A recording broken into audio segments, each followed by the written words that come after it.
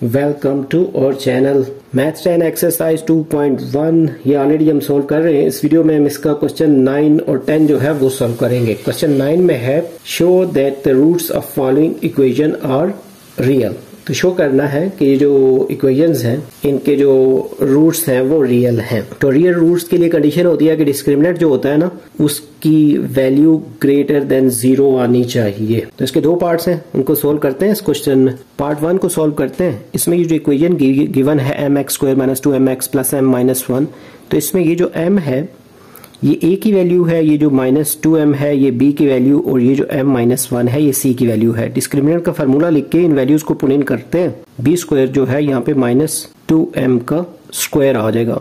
4 को as it is लिखेंगे, a की जगह पे हमारे पास जो वैल्यू है वो m है। इसी तरह ये जो c है इसकी जगह m - 1, 2 का स्क्वायर तो 4 हो जाएगा और साथ आएगा m²।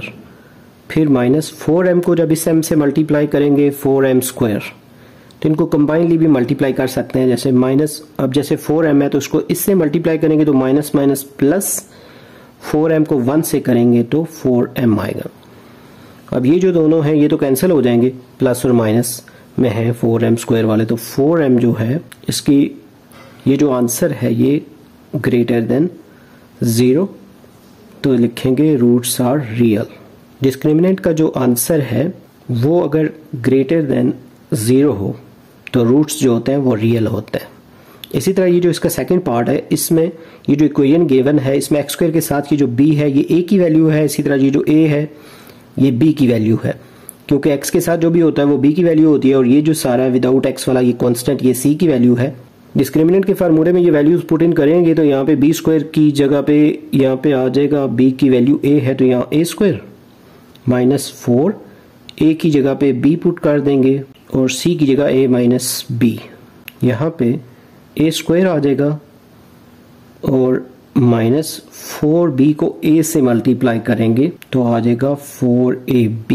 इसी तरह ये माइनस माइनस प्लस हो जाएगा और 4b को जब b से मल्टीप्लाई करेंगे तो आएगा 4b²। अब यहाँ पे ये वाला जो है ये a का होल स्क्वायर है -2 फार्मूले का, और a की जगह हमारे पास a आया है, और b जो है ये 2b का स्क्वायर है तो यहाँ पे 2b लिख लेंगे। ये a² -2ab, क्योंकि हमारे पास ये जो b की वैल्यू है वो 2b है तो यहाँ इसलिए 2b लिखा है।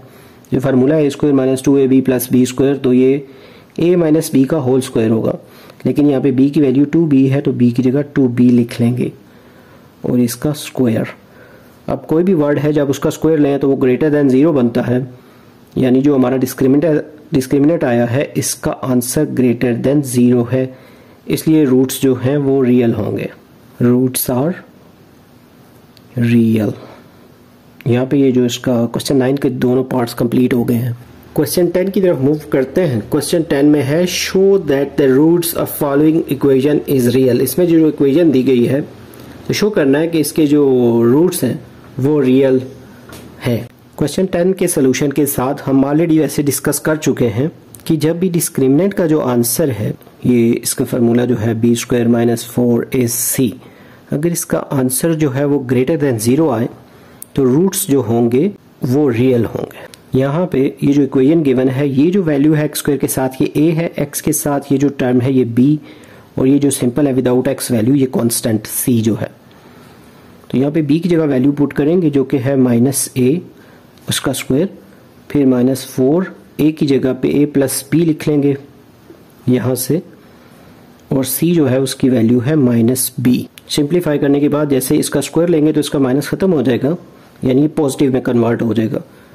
अब यहाँ पे ये माइनस और ये माइनस मिलके मल्टीप्लाई हो जाएंगे। 4 को b से मल्टीप्लाई कर लें, 4 को b से मल्टीप्लाई करेंगे तो 4b, इसको एज इट इज एक स्टेप में लिख लेते हैं। a² + 4b को इससे करेंगे तो 4ab हो जाएगा मल्टीप्लाई होके, प्लस 4b को b से मल्टीप्लाई करें तो 4b²।